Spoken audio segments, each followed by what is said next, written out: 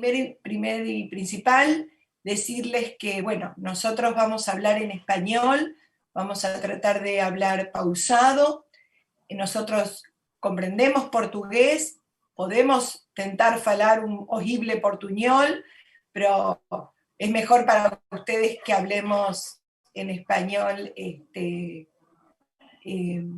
una manera clara. Y hay una característica muy interesante de esta actividad que sería la siguiente. El filósofo alemán Friedrich Nietzsche planteaba que de manera con sorna, ¿no?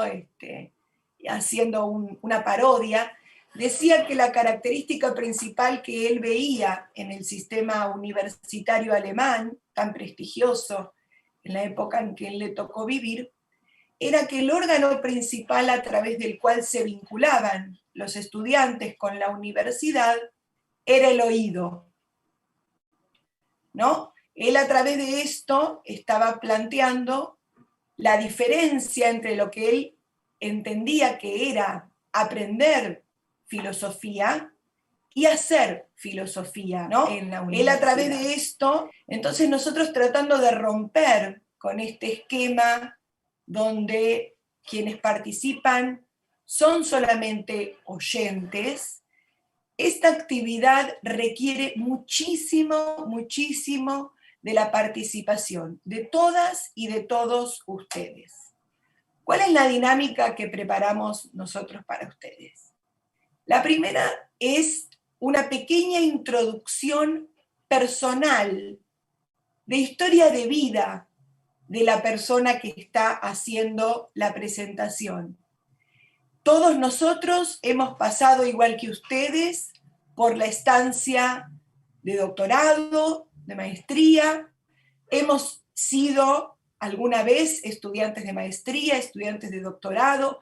Hemos tenido que elaborar la tesis. Se nos han caído las lágrimas del cansancio y del esfuerzo y de todo lo dificultoso que es. Hemos tenido mejores y peores experiencias con nuestros directores, mejores y peores experiencias con el lugar donde lo hemos cursado, con nuestros compañeros. Es decir, los entendemos. Y la idea de esta estancia es justamente compartir también con ustedes ese tránsito y acompañarlos a través de distintas estrategias.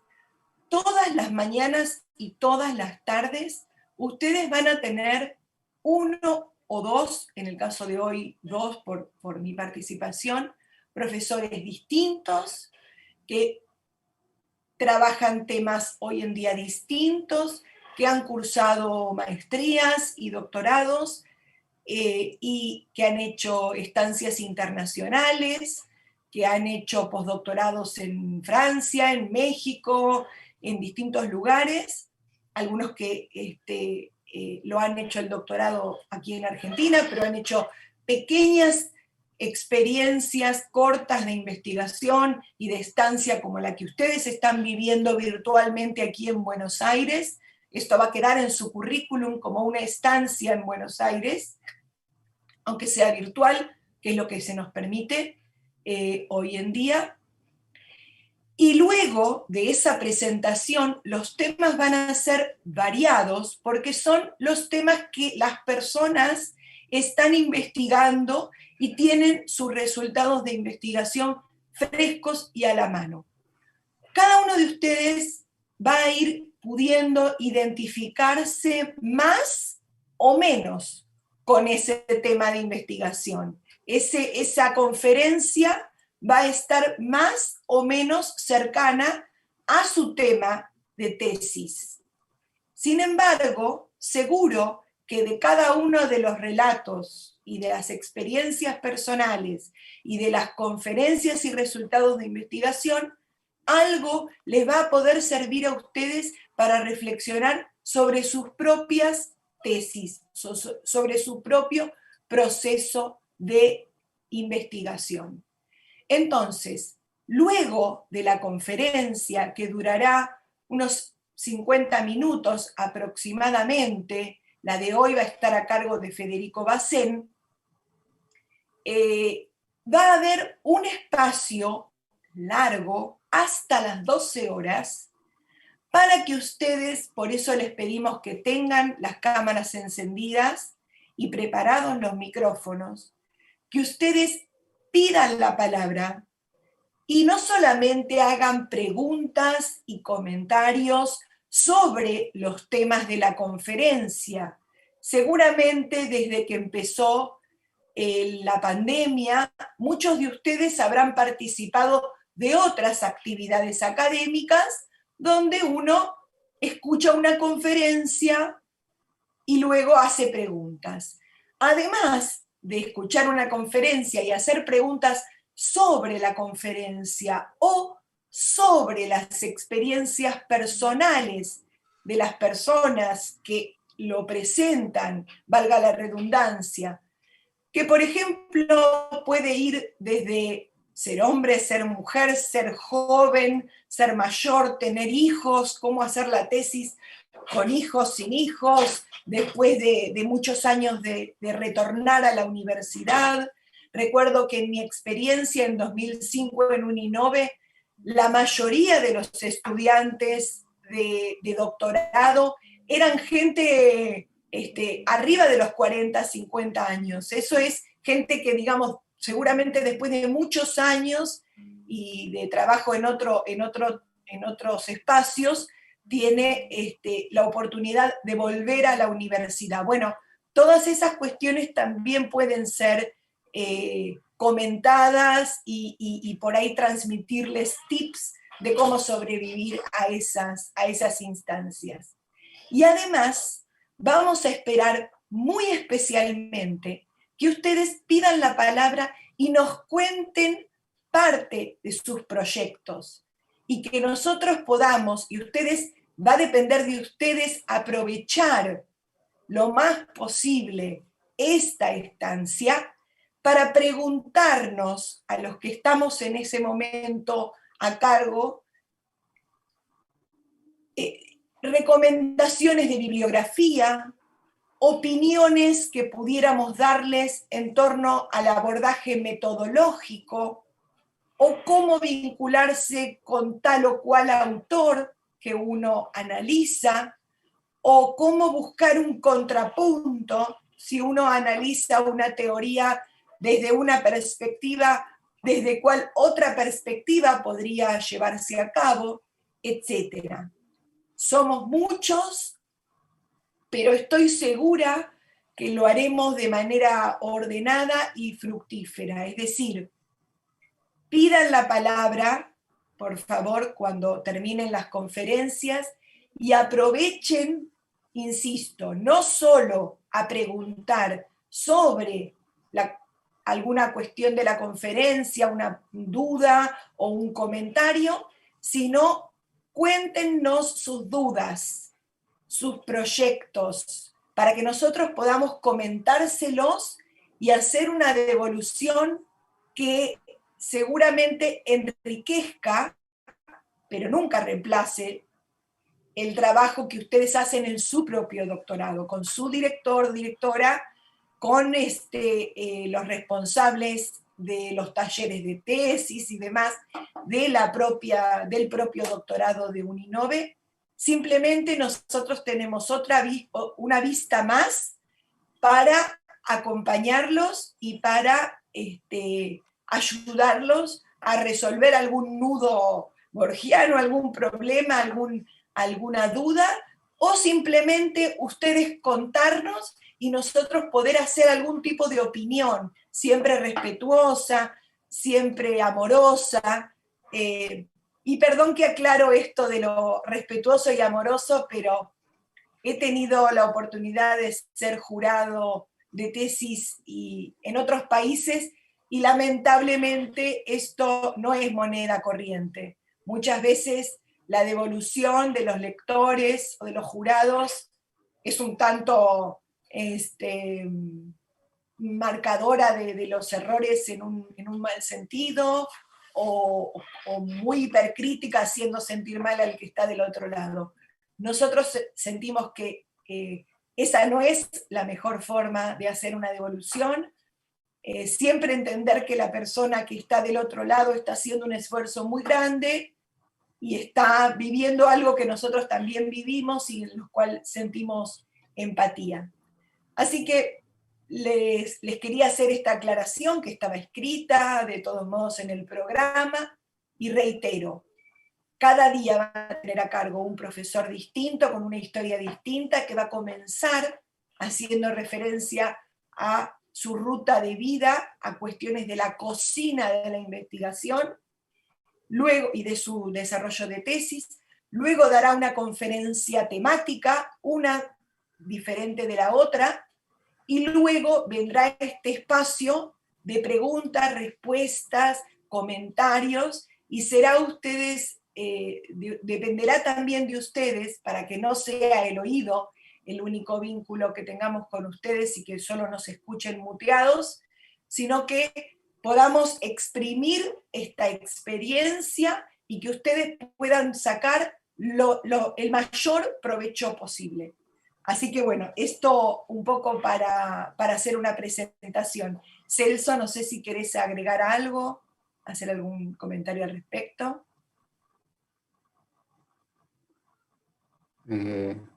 Judith, bom, a gente, como nós temos essa é uma atividade que o programa realiza, e ela é uma atividade que vem sendo feita nos últimos 3 anos. E é a primeira vez que a gente, obviamente, faz nesse formato, e ela incluía, no início, além da atividade acadêmica, a gente também organizava atividades culturais nos países em que a gente estava indo. Então, para nós, assim, dentro daquilo que nós esperávamos, que nós organizamos, que nós pensamos, eu entendo que está contento, é algo, está organizado da forma como nós esperávamos, e eu entendo que o modelo, os alunos, de uma certa forma, já estão meio acostumados, porque nos últimos 4, 5 meses é dessa forma que nós estamos trabalhando. Então, penso que a participação deles deve ser, sim, constante, né? Porque o intuito é ajudá-los no trabalho deles, né? Tudo isso aqui é preparado para ajudar no desenvolvimento do trabalho deles. Entendo que, assim, espero que a experiência seja muito boa, e mais ainda, que a gente possa repeti-las em outros momentos, e quem sabe pessoalmente, né? O que seria muito mais interessante para nós. Bom, muito obrigado pela acolhida, Judith. Bueno, estoy viendo ahí en los comentarios sobre el roteiro cultural y gastronómico, lo vamos a dejar para más adelante. Nosotros también teníamos, yo coordino un GT de Claxo y teníamos pensado, habíamos planeado una actividad allí también en San Pablo, en Santos, y bueno, todo se suspendió por cuidarnos. Aquí en casa es la única forma de cuidarnos. Está todo muy, muy difícil. Estamos viviendo momentos políticamente distintos en Argentina y en Brasil, pero salvando las diferencias, nosotros pasamos por un periodo también horrible y bueno, nos hemos juntado mucho a reflexionar y a construir una alternativa, que es en este momento la que se está sosteniendo, con las dificultades de que la derecha siempre está tratando de minar los proyectos políticos, pero estamos convencidos y convencidas de que es la Unión Latinoamericana y nuestra fraternidad con el país hermano brasilero, la forma en que vamos a poder salir de este intríngulis. Bueno, va a entrar, si es que entró, Federico Bacén. Federico, ¿estás por ahí? Aquí estoy viendo a Cecilia Incarnato. le voy a pedir que se desmutee. Ella va a hacer la presentación en otro de los días. Hola, buenos días a todos, bienvenidos. Una alegría verlos. Bom dia. Bueno, y lo que vamos a ir trabajando aquí, estoy viendo que hay gente que está con barbijo, por lo cual entiendo que quizá está trabajando, está en la universidad o no está o está con algún familiar por el cual tiene que cuidarse. Bueno, vamos a tratar de sentirnos todos lo mejor posible, de hacerlos sentir a todos cómodos en medio de esta incomodidad natural que lamentablemente estamos viviendo, y que la verdad es que en algún punto también aprovechando las tecnologías, no siempre a veces podemos estar tantas personas juntas, ¿no? Entonces vamos a tratar de sacarle el jugo a esta oportunidad de estar en casa. Más de uno estará en casa también con niños pequeños, etcétera. Y hoy, por ejemplo, llueve muchísimo en Buenos Aires y hace frío, frío, frío, así que si hubieran tenido que ir de paseo hubiera sido un poco difícil. Igual me ha tocado en San Pablo estar abajo de un paraguas, sé que para ustedes es común, pero bueno. Bueno, entonces, Ahí está Fede. Federico, ¿estás por ahí? Federico Bacén, que veo que ya está. Hola, ¿me escuchan? Hola, Fede. Sí, no te estaría lloviendo. Ahí va. A ver, ¿me ves? Sí, subí un cachitito más el micrófono, me parece. A ver, ¿así me escuchan bien? Sí.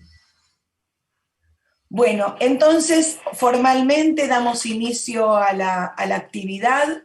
Federico es un investigador estrella, un lujo total para nuestro instituto, para nuestra facultad. Y bueno, los dejo con Federico, que entonces va a ser, como ya les contamos, un poco contarles su ruta de vida, cómo él pasó también sus instancias de formación, para que ustedes puedan identificarse o hacer preguntas al respecto.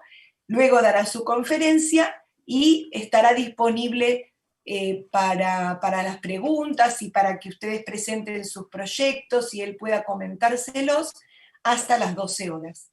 Yo les mando un saludo y los dejo con Federico. Bueno, muchas gracias, Yu, por la presentación.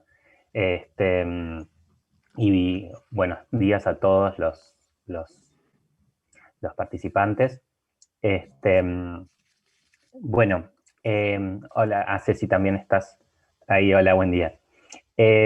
Bueno, a ver, les comento primero un poco cómo vamos a organizarnos, que es como más o menos lo comentó Judith. Ahora les voy a presentarme yo, luego vamos a hacer voy a darles una pequeña presentación sobre el tema que teníamos pautado, que tiene que ver con las políticas científicas y las universidades en América Latina, es decir, los distintos modelos de universidades y cómo van evolucionando su relación con la investigación científica y la transferencia y el impacto social de la investigación. Ahora vamos a entrar un poco en eso. Después podemos hacer una breve pausa de 5 minutos para tomar un poco de airearnos. Y después les voy a dejar unas preguntas para que discutamos en torno, como un taller, en torno a sus temas de investigación, pero también algunas preguntas que vinculan un poco sus posibles temas de investigación con los contenidos que yo les presenté. Al final lo vamos a explicar bien. Bueno, para empezar, Judith les había me había dicho a mí también que un poco la idea era ver si el recorrido de cada uno, o plantearles un poco cómo cada uno llega a esta instancia de ser un investigador. ¿Me escuchan bien ante todo esto? ¿Se entiende lo que estoy diciendo? Sí, bien. Entonces,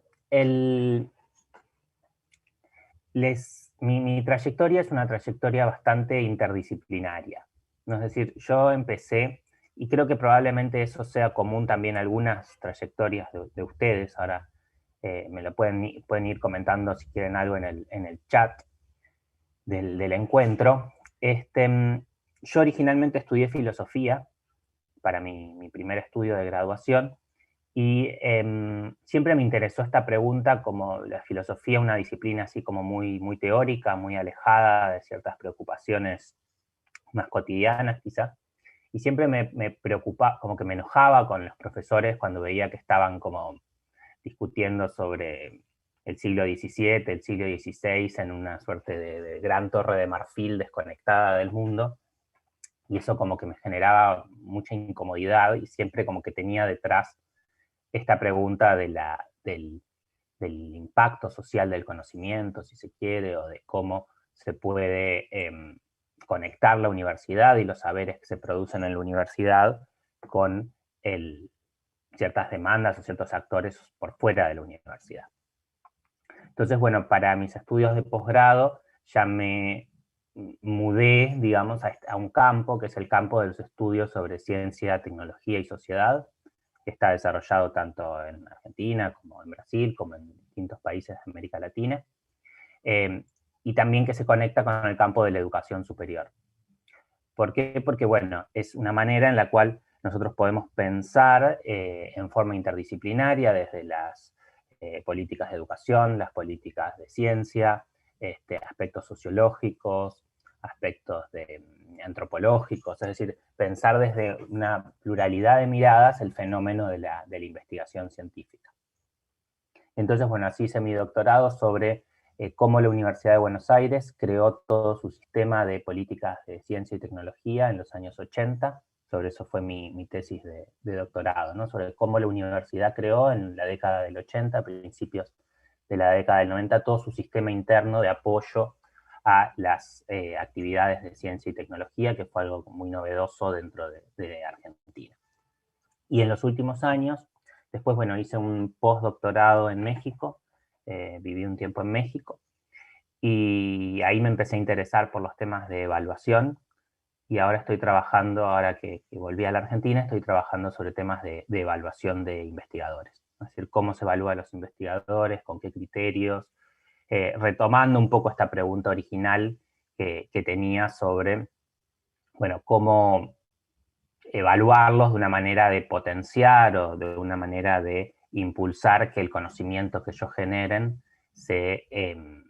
no quede solamente dentro de la universidad, ¿no? Sino estimularlos a salir un poco de ahí. No sé si ustedes las trayectorias de ustedes, no para que ahora hablamos un diálogo largo, pero sí me interesaría si quieren comentar en el chat. Entiendo que ahora son estudiantes de maestría y de doctorado en educación, pero me interesaría conocer simplemente de qué es su formación de graduación.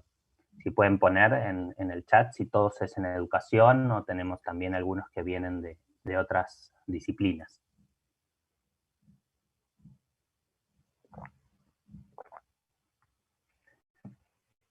Mientras yo voy a ir, si pueden poner en el chat pedagogía,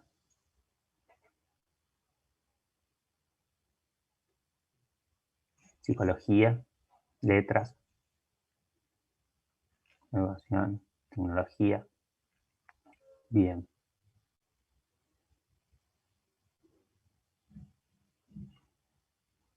Perfecto.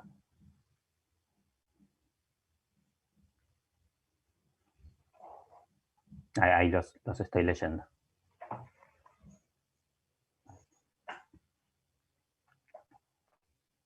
Ah, tenemos también a alguien de filosofía, qué bueno.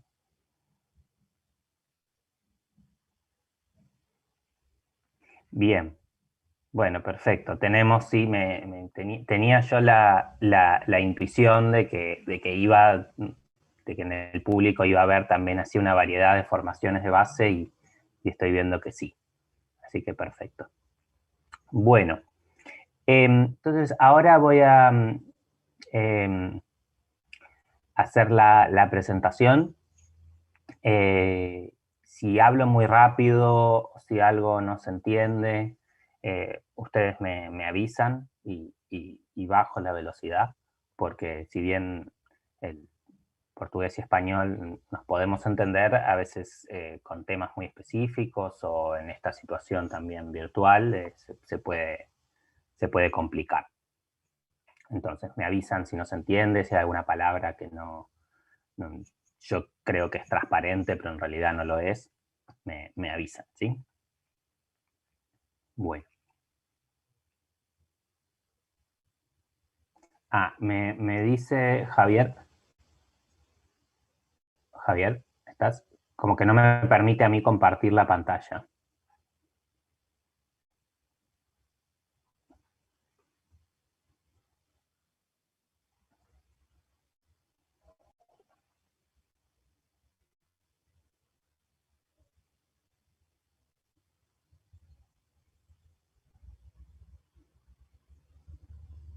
Avísame cuando.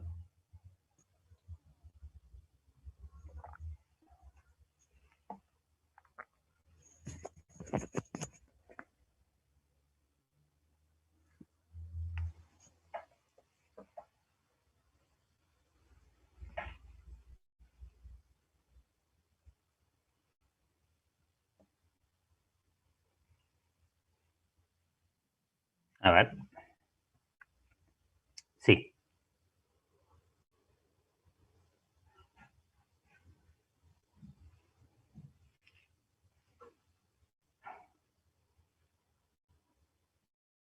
¿Lo están viendo? ¿Alguien que me avise si se está viendo bien? Sí, sí, perfecto. Sí, Fede, se ve bien. Bárbaro. Bueno, entonces, como les decía, el título, mi idea, como no conocía tampoco sus temas de trabajo en detalle, mi idea fue hacer una presentación bastante general, de manera de que, bueno, tratar de que sea lo más amplia posible para que ustedes puedan, como haya más probabilidad de que puedan tomar algún elemento para pensar sus temas. Pero bueno, eso igual después la relación con los temas de cada uno la discutimos al final. Entonces la idea es conectar un poco universidad y política científica y ir hacer ver tres ejes, ¿sí? Y después hacer una discusión.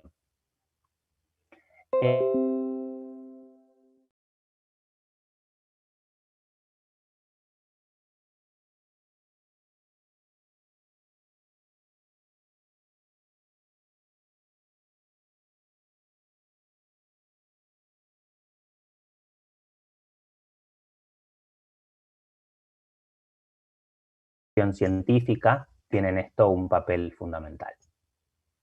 En segundo lugar, vamos a ver un poco, a discutir un poco más en detalle qué es lo que pasa en América Latina, ¿sí? En este vínculo entre universidad, el conocimiento que se genera y los posibles receptores en la sociedad de este conocimiento.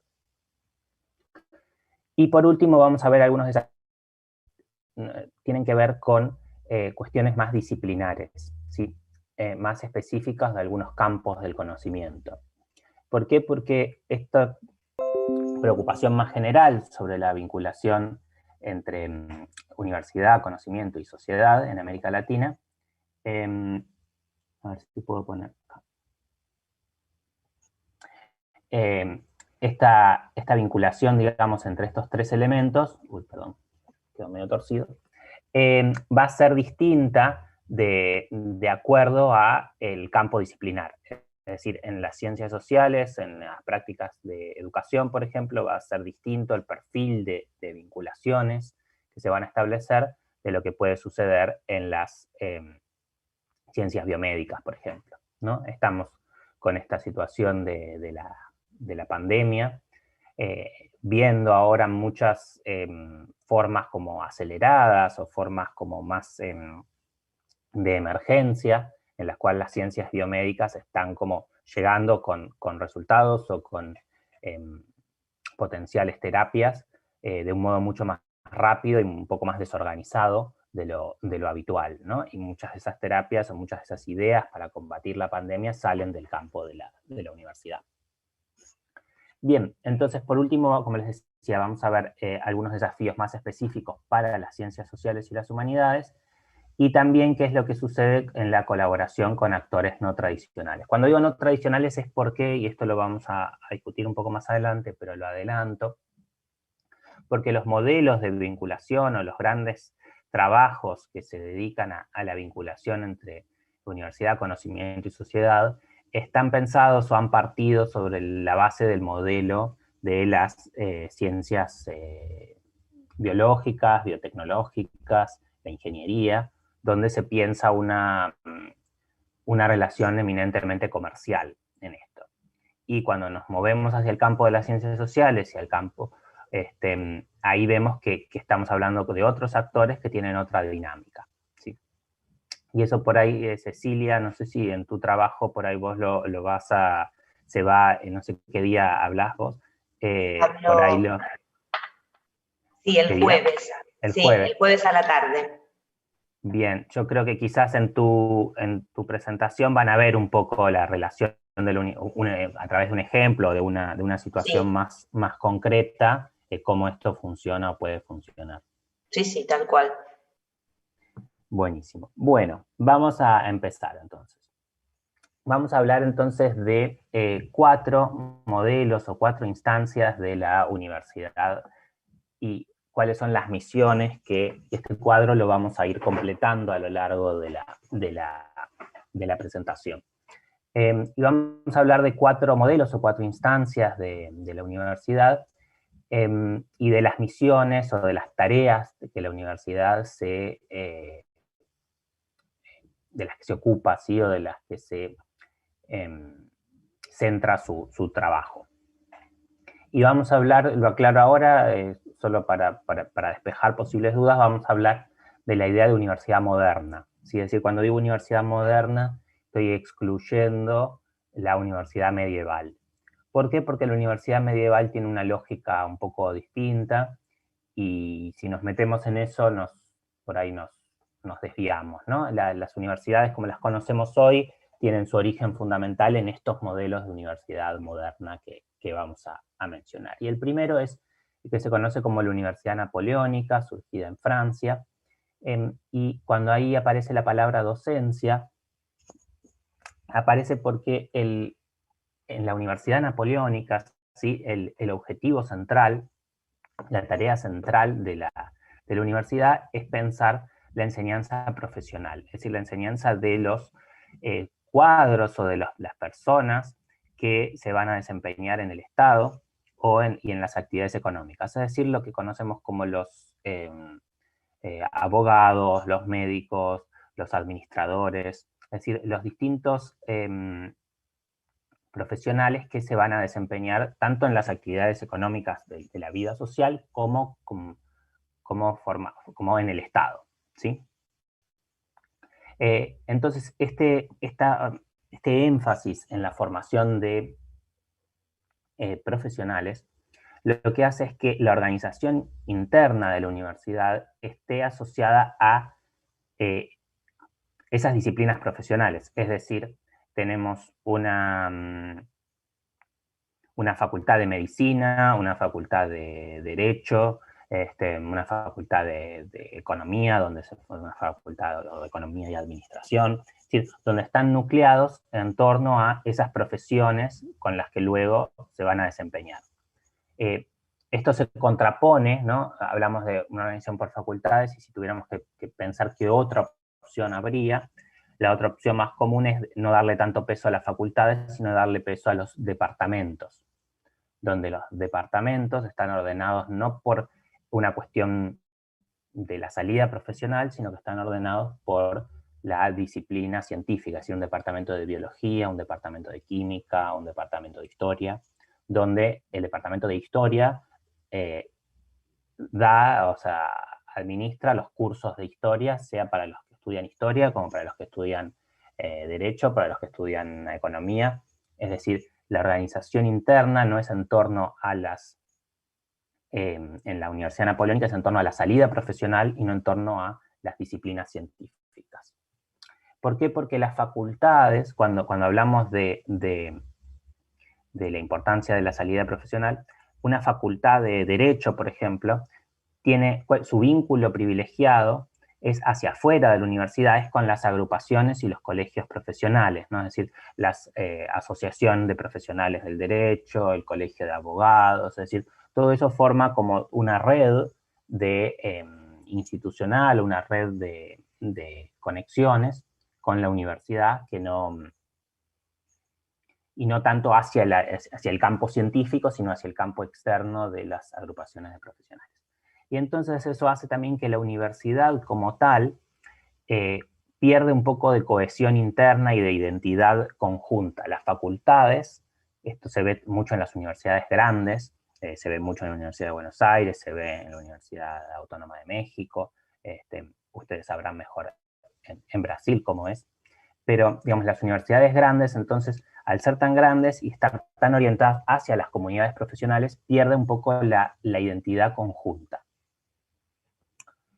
Bien, y esto es un modelo que surgió en Francia, de hecho, un país muy centralista. No me quiero meter ahora demasiado en la historia específica de Francia y esto porque no es el tema de nuestro trabajo, pero sí como un modelo de universidad que tuvo mucha influencia en América Latina, centrado en la docencia. Un segundo modelo que surge en el siglo XIX también es lo que se conoce como la Universidad de Investigación o la Universidad Humboldtiana. ¿Por qué Humboldtiana? Bueno, porque quizás esto sí lo hayan escuchado nombrar. A principios del siglo XIX se hace toda una reforma del sistema educativo en Prusia, en lo que es Alemania, y los hermanos Guillermo y Enrique von Humboldt son los que desarrollan un nuevo modelo para la Universidad de Berlín que se crea en 1810. Y este modelo está centrado en lo que ellos les preocupa, que es la idea de dar una formación integral a los jóvenes. Cuando habla, ahora vamos a pasar a ver en la siguiente diapositiva, pero la idea de la formación integral tiene que ver con darles un conocimiento puro, científico, ¿sí? Para que ellos puedan integrar las distintas partes del conocimiento. Y entonces es una universidad que obviamente va a hacer docencia, pero que también está preocupada por la investigación, y preocupada de un modo bastante fuerte, ¿no? Y este modelo luego, por eso acá lo tenemos también en inglés, porque de este modelo deriva un poco la idea de la Universidad de Investigación norteamericana, ¿sí? Como son hoy las grandes universidades del mundo anglosajón. Este modelo de la Research University surge un poco de esta modelo original alemán. Entonces, les decía, surge la Universidad de Berlín en 1810. Esta idea de la Bildung, que sería esta palabra en alemán que habla de la formación en sentido general, no formar especialistas específicos en temas muy chiquitos, sino darle a los estudiantes una formación como muy, muy general, pero basado en principios de libertad académica, y muy importante. En Alemania esto tiene un peso muy, muy fuerte, punto tal que la libertad de investigación está escrita en la Constitución del país, ¿no? Es decir, la idea de la libertad de los profesores para poder elegir los contenidos es algo que tiene un peso y un rango muy, muy fuerte en Alemania. Y también la idea de que esto se da en un contexto de unidad de docencia e investigación, ¿no? Es decir, que la docencia y la investigación no pueden ir separadas. Una buena docencia, una buena transmisión de contenidos, está ligada a una actividad investigativa. ¿Por qué?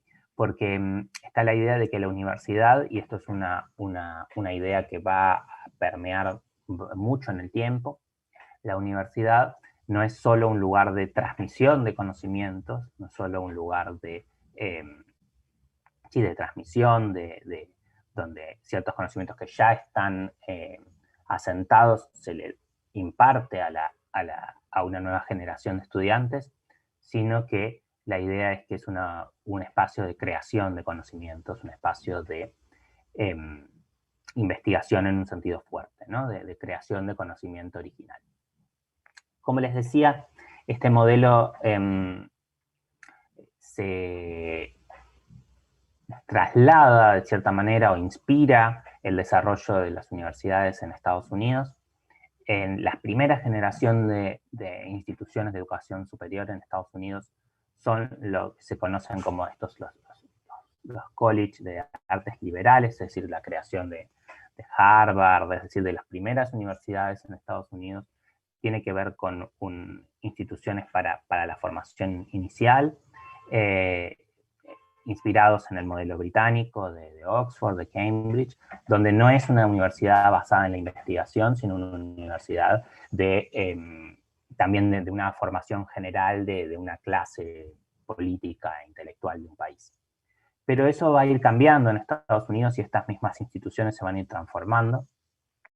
En 1860 se crea una serie de universidades que se llaman Land Grant Universities, que son universidades a las que el gobierno federal de Estados Unidos les entrega terrenos, son terrenos, o sea, tierras, que eran tierras fiscales, tierras del Estado, y entonces se las entrega con la condición de que ahí se cree una universidad, y una universidad impulsada también por el territorio, ¿no? Y por las necesidades del territorio. Entonces se crean universidades que muchas tienen un foco en temas de agricultura, y son un primer modelo de universidad que desafía a este modelo original del college liberal. Y una etapa siguiente se da sobre unas décadas después, con la creación de universidades más en este sentido, no tan de la universidad o de la ciencia aplicada, sino más bien ligados al modelo alemán de la ciencia pura, y las Research Universities, universidades de investigación, donde se enfatiza mucho el posgrado, ¿no? Es decir, se cobran aranceles altos por el grado, porque ahí la universidad es donde, digamos, financieramente es más fuerte, y el posgrado, que se supone que es algo, ¿no? La posgraduación, que se supone que es algo clave para las actividades de investigación, es en cierto modo subsidiado por el grado, es decir, económicamente no es tan rentable, pero como su función es tan importante, digamos, se trasladan recursos desde el grado hacia el posgrado. Y, ¿no? Y este modelo, ¿no? Acá la universidad primera que se crea en este sentido es la Universidad Johns Hopkins en Baltimore, y en finales del siglo XIX. Y hoy en día hay ciertas ideas que están muy presentes en las discusiones sobre la universidad. Una es la idea de excelencia, ¿sí? como una suerte de idea casi superior a la de calidad, o sea, como que hay muchos trabajos de calidad, pero hay algunos que son de calidad excelente y serían como el top o lo mejor, ¿no? Esa idea de competencia entre instituciones y de búsqueda de esa excelencia se va como generando a partir de este modelo. Y también tenemos este concepto que es más reciente, que es el de las universidades de clase mundial, quizás World Class University, quizás lo hayan escuchado nombrar. Muchas universidades de países en desarrollo, o se ve mucho también, por ejemplo, en los países árabes, Arabia, es decir, tienen muchos recursos en Emiratos Árabes, Dubái, buscan armar rápidamente universidades de clase mundial, ¿no? Que puedan competir con las universidades de Estados Unidos y de Europa Occidental. Y en esto han jugado un papel muy importante los rankings de universidades, para establecer todas estas categorías y clasificaciones. ¿Cómo vamos hasta acá? ¿Me siguen? ¿Tenemos alguna pregunta? Bueno, cualquier cosa me hablan en el chat, ¿sí? Acá, chat, a ver. Estoy mirando a ver si había algo nuevo. No. Bien, bueno, vamos a continuar entonces. Si hablamos de un segundo modelo, ¿no? Donde se agrega la idea de investigación, o juega un papel muy importante lo de la investigación. Ahora vamos a pasar a discutir un poco qué es lo que sucedió en América Latina, ¿sí, no? Es decir, cómo estos modelos, de alguna manera, fueron incorporados o fueron traducidos a la realidad de América Latina, ¿sí? Y cuando digo América Latina, tenemos que hacer la salvedad o las aclaraciones de que, como ustedes saben, América Latina es un espacio muy diverso, ¿no? Es decir, y puntualmente Brasil tiene una trayectoria en lo que hace a las universidades que es distinta, bastante distinta por su herencia colonial, por las diferencias que tenían los españoles y los portugueses en su manera de concebir la formación superior. Entonces, cuando hablamos de América Latina, hablamos de una realidad también que es muy heterogénea. Pero sí podemos decir que si, ahora vamos en detalle, ¿no? Las universidades se centraron en la docencia, siguiendo un poco el modelo napoleónico, es decir, este modelo de universidad humboldtiana o de universidad de investigación no tuvo un peso tan importante en la conformación de la universidad latinoamericana en su primer momento, salvo algunas excepciones. Sí tenemos una trayectoria interesante en lo que hace a la extensión. Ahora vamos a hablar de eso. Entonces, como les decía, la matriz, y como digo, ¿no? Esto Brasil tiene una trayectoria un poco distinta, me voy a centrar más en los países hispánicos. Los países hispánicos, las universidades, muchas se crean durante la colonia y otras se crean apenas poco tiempo después de la independencia. Es decir, en Argentina, ¿no? La primera universidad que se crea es la Universidad de Córdoba, que se crea en el siglo XVII, me parece, si no me equivoco. Digamos, se crea durante la colonia y se crea con un modelo claramente de origen eclesiástico, ¿sí? De origen religioso, pero ya secularizado, que no le da demasiado peso, no le da demasiada importancia a todo lo que tiene que ver con la investigación. Luego, en el siglo XIX, en la década de 1820, se crea la segunda universidad del país, que es la Universidad de Buenos Aires, y ahí lo que prima también es un poco dar una formación más importante, ¿sí? más organizada para las profesiones que se necesitaban en la ciudad. ¿Sí? No hay una visión, no piensen, estamos... América Latina es un lugar remoto, ¿no? Es una zona bastante lejana dentro de la circulación de conocimiento mundial. No es un lugar donde los grandes científicos del mundo vengan a dar conferencias o vengan a...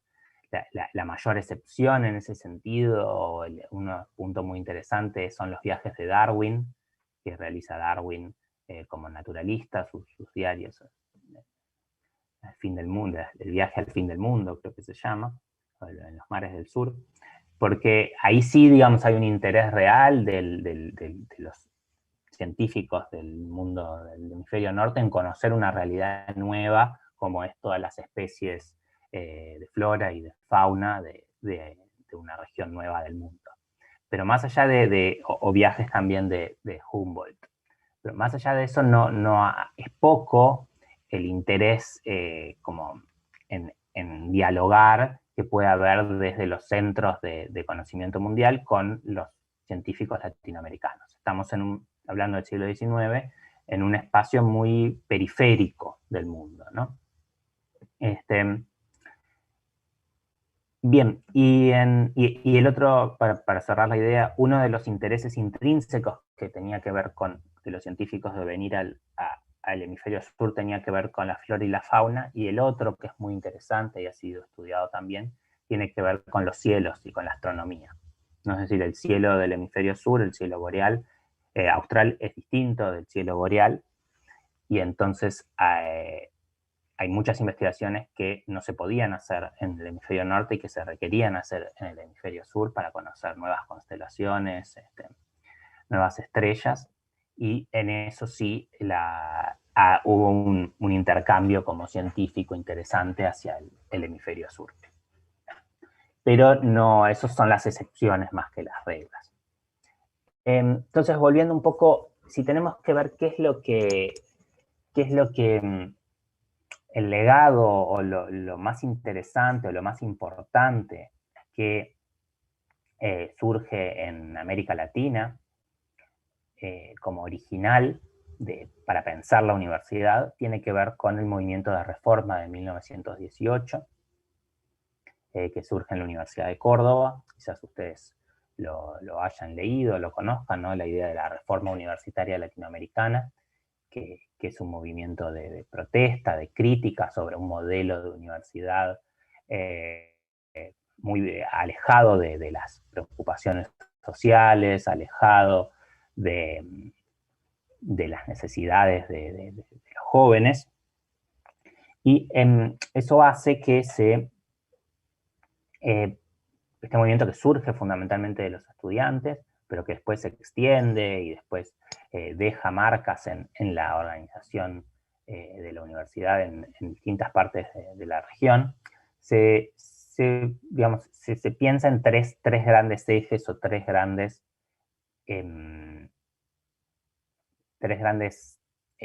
¿cómo podemos llamarlo? Reivindicaciones, ¿sí?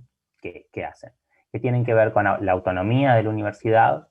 Es decir, la autonomía, y esto es muy importante en ese momento porque la iglesia todavía tenía un lugar importante en la manera de organizar la universidad, entonces ahí tiene que ver también con desprenderse de un saber o de un conocimiento más ligado a lo eclesiástico, una forma de entender la construcción de conocimiento ligada a lo eclesiástico, y entonces una búsqueda de una ciencia o de crear un conocimiento con una matriz más científica. Pero en términos muy generales, digamos, no hay una problematización clara o profunda del concepto de ciencia, de la metodología de la investigación científica, no, es en términos más generales. Otro aspecto muy importante tiene que ver con el cogobierno, es decir, con la posibilidad de la universidad de cómo es el gobierno interno de la institución y de la participación no solo de los profesores en la gestión cotidiana de la universidad, sino también de los estudiantes. ¿Sí? Es decir, la idea de que los profesores participan del gobierno, de estos gobiernos colegiales, universitarios, es algo que se ve en distintas partes del mundo. Pero lo que deja uno de los legados importantes de la reforma de 1918 tiene que ver con la participación estudiantil en el gobierno de las universidades, y cuando digo participación estudiantil, es una participación con voz y voto, ¿no? Es decir, una participación que puede influir en las decisiones y no es solo decorativa, ¿no? Solo una participación como una veeduría o como una solo observación, ¿no? Hay ahí una idea de que los estudiantes participan realmente en el gobierno de la institución. Y por último, y quizás algo que está más vinculado con el eje de esta presentación, que tiene que ver con la creación de conocimientos y la investigación, hablamos del surgimiento de la idea de extensión. ¿Qué es la idea de extensión universitaria? Que yo creo que en Brasil también está bastante difundido y discutido. Bueno, es un concepto que se creó y fue evolucionando, ¿sí? En este primer momento la idea de extensión está ligada a hacer llegar el conocimiento que genera la universidad a un público que no puede acceder a la universidad como estudiante. ¿Por qué? Fundamentalmente por motivos económicos, ¿no? Es decir, personas que tienen que trabajar, que no tienen los medios para poder dedicar tiempo a la universidad y a hacer un estudio formal. Lo que se pretende es hacer cursos, hacer instancias formativas para estas poblaciones que puedan acceder, de cierta manera, a la formación de la universidad sin ser estudiantes regulares. Entonces por eso se habla de extensión, ¿no? De extender el público o extender el saber de la universidad hacia esos sectores que no pueden acceder. Como les decía, extensión es una categoría que en un primer momento significó eso, estuvo más asociada a eso, pero luego se les fue se fue ampliando a distintas actividades. Por ejemplo, es discutido, ¿no?, que la universidad muchas veces da cursos de idioma, ¿no? Cursos de portugués, cursos de inglés, cursos de francés, pero no para los propios estudiantes, sino para el público en general. Bueno, eso hoy se piensa como extensión, pero no es estrictamente la idea original de extensión, porque ese público podría ir probablemente también a una escuela de inglés que no sea de la universidad, ¿no? Es decir, esa idea de ampliar el público permanece, pero el contenido como más político, de llevarle el saber a los que si no podrían obtenerlo, fue diversificándose o no siendo necesariamente central. Miren si hay un mensaje. No. Bien. Seguimos un poco. Entonces, otro problema que tuvimos, sobre todo en Argentina, es que como en esta matriz y países pobres, digamos, donde la educación no siempre es una prioridad del gobierno, y sistemas fundamentalmente públicos, ¿no? Estas universidades primeras que se crean son universidades públicas.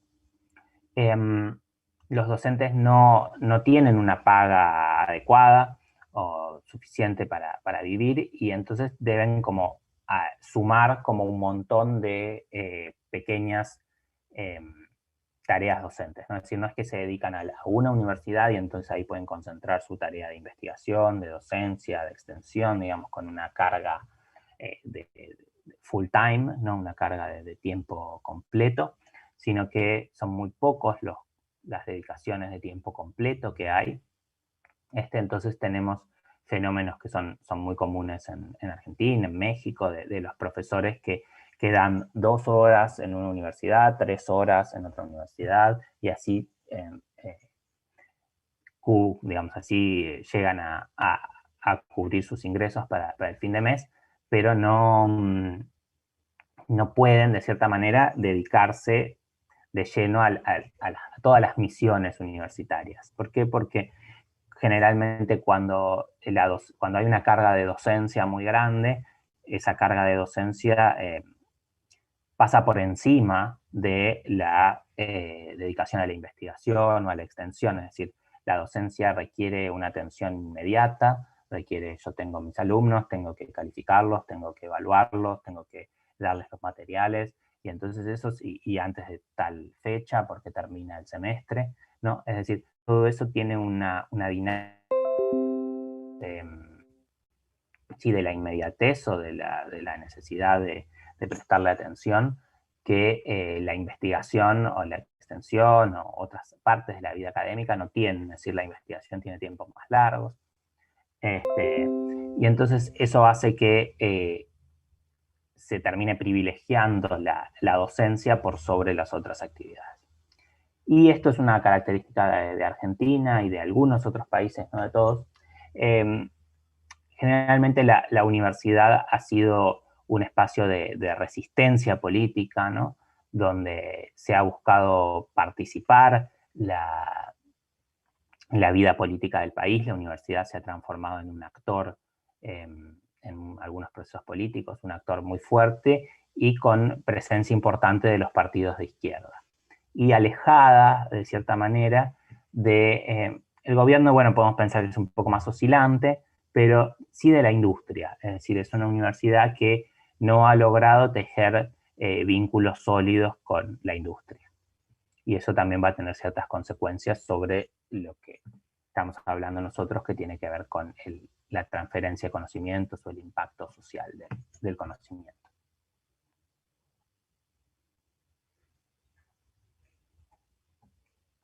Bien, Entonces, por último, quiero ahora que nos refiramos a este modelo de universidad emprendedora, que es una idea que surge en los años 90, que tiene que ver en cómo transformar un poco las universidades.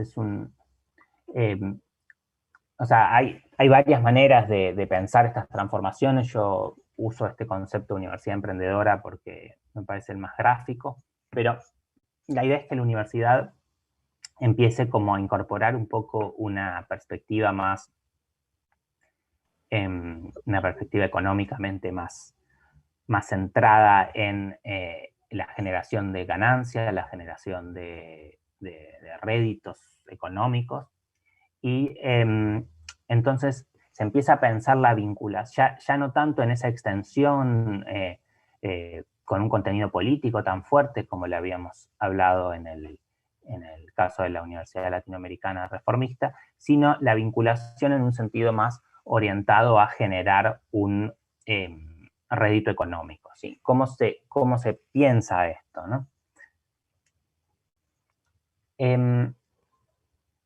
La idea es que la universidad tiene que trabajar en conexión con el territorio muy fuertemente y anclar sus carreras, digamos, toda su orientación de generación de conocimiento y generación de profesionales a las necesidades de los actores del entorno, ¿sí?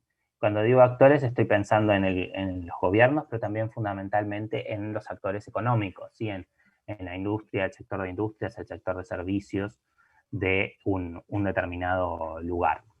Y entonces la idea es que la universidad genere conocimiento que sea relevante para esos actores del lugar y entonces pueda establecer contratos con ellos, ¿no? Tanto de transferencia de tecnología, es decir, de generar tecnologías que ellos les sirvan y entonces la puedan comprar o licenciar a través de patentes, o también en un nivel un poco menos formal, ¿no? Porque la patente ya es el desarrollo de un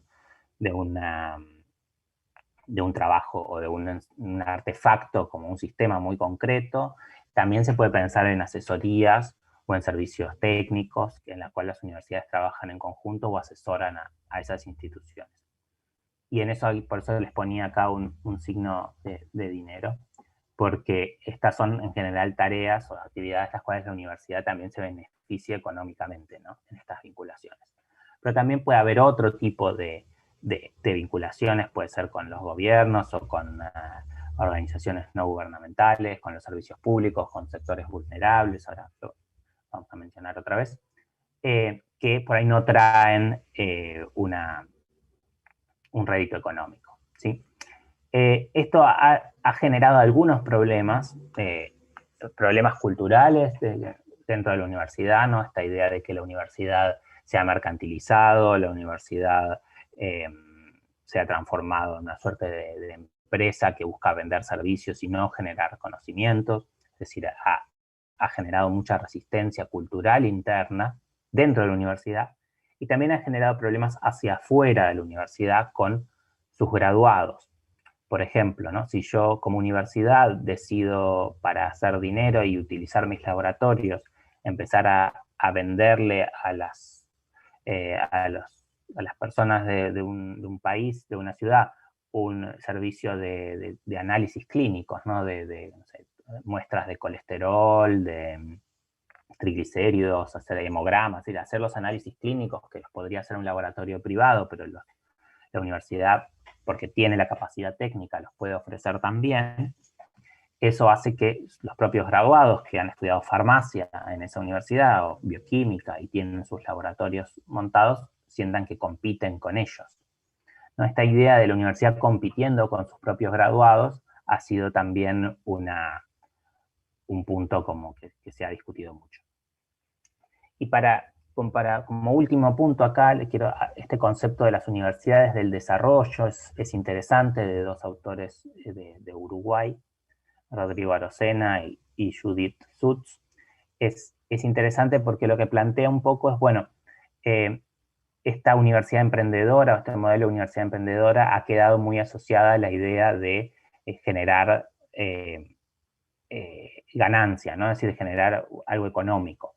Pero si nosotros pensamos en una universidad vinculada con el entorno, pero que pueda generar ganancia, pero que lo importante no está en eso, no está en pensar como una suerte de universidad de empresa, universidad empresarial, sino que lo importante está en su manera de contribuir al desarrollo de una región o de un país. Y que para esta misión de contribuir al desarrollo, quizás tenga que hacer algunos arreglos económicos, pero eso es un medio, digamos, no es el objetivo central de la gestión de la universidad, no es ganar dinero, sino es contribuir a mejorar el clima económico, el clima de desarrollo industrial, de desarrollo de servicios de una región para contribuir a su economía y así contribuir al desarrollo general de una región.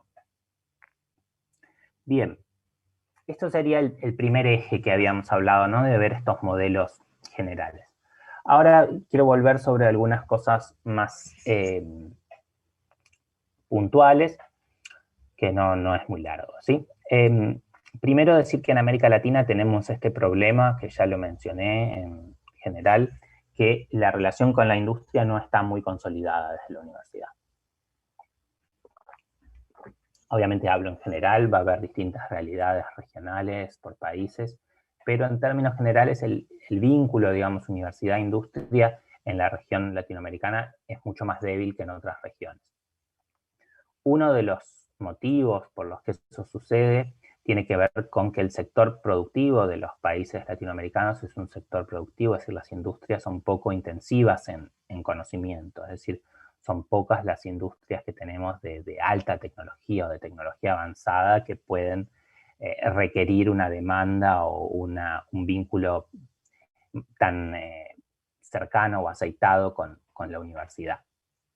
Entonces hay poca demanda de parte de las empresas hacia la universidad.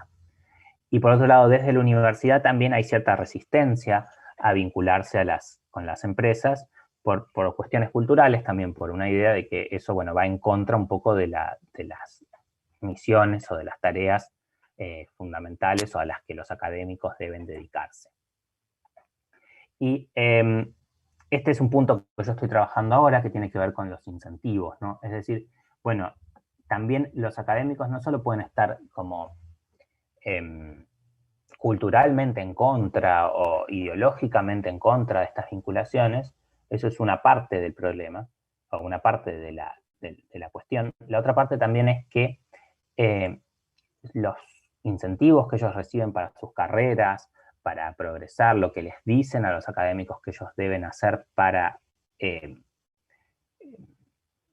avanzar o para destacarse, muchas veces no tienen que ver con desarrollar estas actividades de vinculación, de conexión con actores externos, sino que tienen que ver con la publicación científica, con la orientación de alumnos de posgraduación. Es decir, sus incentivos no están ligados a este tipo de vinculaciones, ¿sí? Si uno se fija, por poner un ejemplo de Brasil, ¿no? Las bolsas de productividad del CNPq, esta parte, digamos, no está muy presente dentro de los criterios. Bien, y la industria, esto ya lo mencionamos, está inclinada a comprar tecnología más terminada y no tanto a actores externos, sino tanto a desarrollar en conjunto con las universidades nuevo conocimiento. Bien, para seguir un poquito. Pero como les decía, esta idea del territorio, ¿no? De la conexión con el territorio,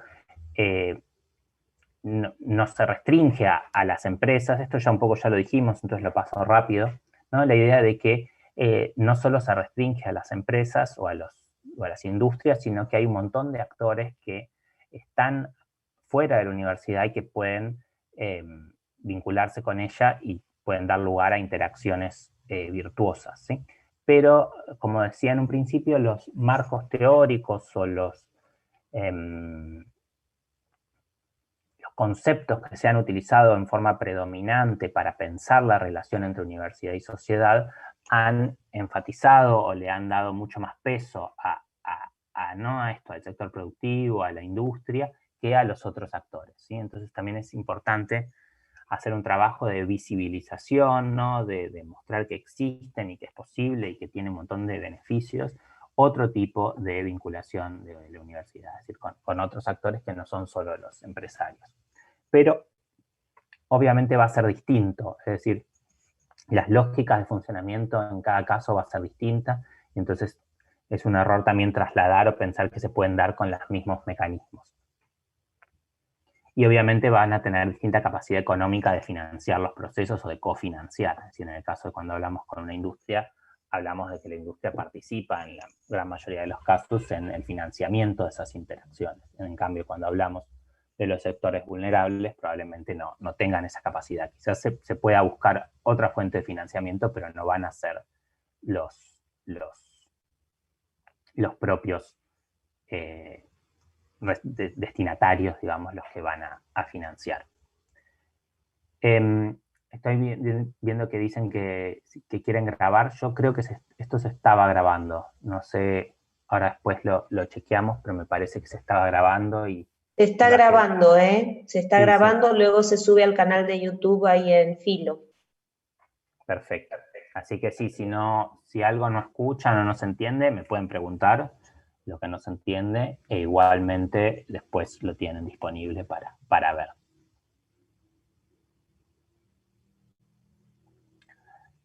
Bien. Entonces, ¿cómo algunos desafíos conceptuales que surgen, ¿no? El primero, y sobre esto yo creo que van a volver en otras de las charlas en la semana, tiene que ver con esta cuestión disciplinar, ¿no? Es decir, la ciencia social, estos modelos de vinculación de la universidad y el conocimiento generado en la universidad con con actores externos están pensados, sobre todo, como les decía, para un actor externo que es la industria y un actor universitario que es el académico de las ciencias biomédicas, generalmente, la biotecnología o la ingeniería. Entonces, cuando uno trata de salir, tanto pensar un vínculo con alguien que no es una industria, pero también un académico que no es el académico de las ciencias naturales o de la ingeniería, surgen como inadecuaciones, ¿no? Es decir, surgen conflictos de conceptos que se empiezan a usar para realidades que no los están reflejando. Entonces se ha empezado a trabajar sobre otros conceptos, ¿no? Como les decía, en el caso de las ciencias sociales y las humanidades tenemos otro tipo de clientes, ¿no? Es decir, otro tipo de actores externos, otro tipo de productos, porque no va a haber patentes, no va a haber modelos de invención, otro tipo de conocimientos, digamos, y otros mecanismos, ¿no? Es decir, otras maneras en las que ese conocimiento circula. Y la idea de que ustedes lo pueden buscar en los textos de la profesora Judith, el concepto de movilización del conocimiento es un concepto que se ha utilizado para pensar estos desafíos fundamentalmente en el campo de la educación. ¿Sí? Se ha hablado de movilizar el conocimiento educativo, ¿no? para las políticas, para la transformación de realidades concretas en contextos educativos específicos. Es decir, se ha pensado el concepto de movilización del conocimiento como un concepto más específico para pensar este tipo de interacciones, ¿no? Pues pueden buscarlo, que es más adecuado. Y otro punto importante que quería mencionar, pero es que se habla últimamente también de la idea de la innovación social o la innovación inclusiva. Quizás lo hayan leído o lo hayan escuchado. ¿Cuál es la idea? Bueno, la idea de que todo este conocimiento de la universidad tiene que dar lugar a innovaciones o a saltos cualitativos en el desarrollo de los productos, de los servicios, ha generado una idea de la innovación como algo muy artefactual, ¿no? Muy ligado a la tecnología, muy ligado a cosas concretas, novedosas, es decir, a esto, ¿no? El teléfono, a si han visto, ¿no? Los lanzamientos espaciales de SpaceX, ¿no? Es decir, estas grandes ideas de la innovación como un artefacto nuevo o realmente novedoso. Y eso se ha ido como tratando de desarmar y a pensar innovaciones en un sentido más blando, más amplio. Entonces empieza a hablar de innovación social o de innovación inclusiva, donde no estamos hablando necesariamente de generar un artefacto, sino de generar sistemas, generar procesos en los que los actores participan, ¿no? Los destinatarios participan en ese desarrollo, y donde no es esta idea de voy a innovar para luego poder vender algo muy caro y recuperar mi inversión, sino esta idea de la innovación social o la innovación inclusiva, que su objetivo fundamental es cambiar ciertas dinámicas sociales o incluir a alguna población, ¿no? Entonces esto también es otra manera de pensar cómo el conocimiento universitario se disemina por canales que tienen un impacto social, pero que no es un impacto social ligado solamente a un lucro económico. Y para ya vamos terminando, ¿sí? Esta es la última slide. Hay también ciertos movimientos que algunos suceden dentro de la universidad y otros suceden fuera de la universidad, pero que atraviesan a la universidad, que son espacios de construcción colectiva de conocimiento, donde participan los académicos, pero también participan otros actores, ¿no? Y eso, en términos generales, podemos hablar de lo que se llama ciencia abierta y ciencia colaborativa. Uno de los ejemplos más conocidos es el movimiento de open source o de código abierto en temas informáticos, que también tenemos tanto en software como en hardware, es decir, también ahora hay hardware de código abierto. Pero lo interesante también es que se da en el campo educativo. Muchos deben conocer, por ejemplo, la plataforma Moodle de educación a distancia. Es una plataforma que se ha creado sobre este modelo de la ciencia abierta o de la ciencia colaborativa. También todo lo que son los cambios en las licencias de los productos artísticos o culturales, que son las licencias Creative Commons. No voy a entrar en esto, quizás muchos ya las conozcan. Y todo esto se basa en una idea de espacios complementarios de competencia y colaboración, ¿no? La idea de, por ejemplo, en el caso del software es muy evidente cómo, digamos, por una parte hay cierto conocimiento base que es abierto y accesible a todos, pero después eso se puede transformar en ciertos productos que se pueden vender, pero esa dinámica comercial convive con una dinámica no comercial de desarrollo de una infraestructura de código compartido. Bueno, y por último, otro de los puntos que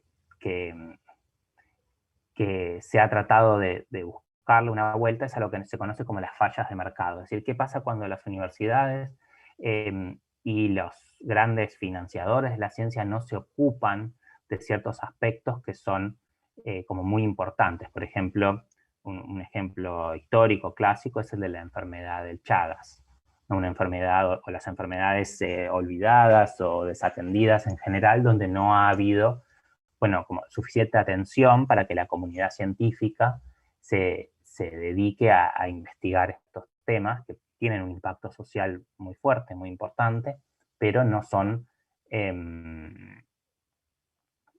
no tienen recursos suficientes para que se arme una masa crítica en torno a eso. Y entonces, o bueno, problemas que tienen que ver también con el agua, la potabilización del agua, y el agua potable es otro de los ejemplos que surgen muy a menudo. Y entonces, ¿qué es lo que se habla? Bueno, se habla de una suerte de falla de mercado, ¿no? Lo pongo entre comillas, es decir, como la idea de que el mercado no funciona de manera adecuada y no cubre estas necesidades. Entonces se buscan mecanismos alternativos para orientar o impulsar que sí, digamos, los académicos se centren en estos problemas que tienen un impacto social muy, muy fuerte, potencial muy fuerte. Y uno de los mecanismos que se ha utilizado mucho es el de los premios, ¿no? Se ha empezado a cambiar la idea de las patentes por la idea de los premios, en algunos casos, que es una manera como de incentivar a que ciertos grupos prestigiosos se dediquen a problemas que estaban olvidados y que pueden tener un impacto social importante. Bueno, hasta acá era lo que yo quería plantearles como conferencia. La idea fue tratar de pensar el vínculo de la universidad con su entorno. ¿Sí? Ahora abrimos para unas preguntas. La idea era plantear esta cuestión del vínculo de la universidad con su entorno, las distintas modalidades que puede asumir. As opções, eu vou pela numeração, subo até chegar de vocês na esquina, vocês dão um trechinho, eu faço o corte por dentro aqui para sair na porta, que é melhor. No escuché. A ver, otra vez. ¿Me estaban hablando a mí? Na numeração, mas é reto, né? Aqui é cortado. Sí. No, a ver, vamos a hacer lo siguiente. Vamos a ahora, podemos hacer un espacio de preguntas y luego preguntas sobre la presentación y luego yo planteo unas preguntas para ustedes y para discutir en torno a sus temas y cómo se podrían vincular algunas de las ideas y también apoyarlos en sus temas en la medida en que se puedan conectar con los ejes que yo planteé.